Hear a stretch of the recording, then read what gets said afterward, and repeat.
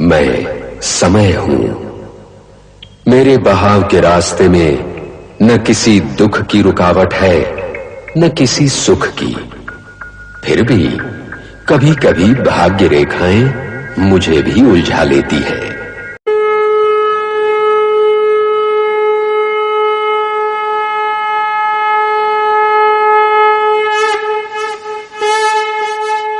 हे केशव, मरने से पहले जो मनुष्य मरता है उसे क्या क्या दिखाई देने लगता है?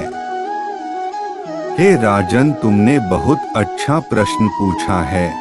हे अर्जुन, जब इंसान मरण अवस्था में होता है तो अपने जीवन काल में किए गए कर्म अर्थात शुभ अशुभ कर्म याद आने लगते हैं। मृत्यु ही एक ऐसा अटल सत्य है जिसे कोई टाल नहीं सकता। मरणासन वाले मनुष्य को अपने पूर्वज दिखाई देने लगता है। हे राजकुमार, जब व्यक्ति का प्राण निकलने वाला होता है तो उसे एक रहस्यमय दरवाजा दिखाई देता है। पुण्यात्मा को उस दरवाजे से सूर्य की किरणें नजर आती है और पाप आत्मा को आग की लपेटे। इसलिए हे राजन, मनुष्य को धर्म के मार्ग पर चलना चाहिए। हे वासुदेव, आपने जो अभी धर्म के मार्ग बोले हैं, ये धर्म के मार्ग क्या है?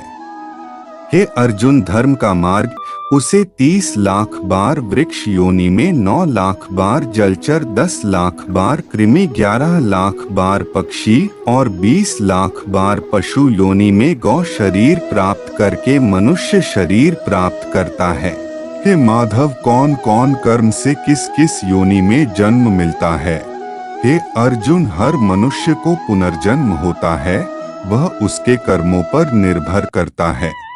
जो मनुष्य अपने जीवन काल में गौ हत्या, ब्राह्मण हत्या और महिला की हत्या करता है, उसे चंडाल योनि में जन्म होता है।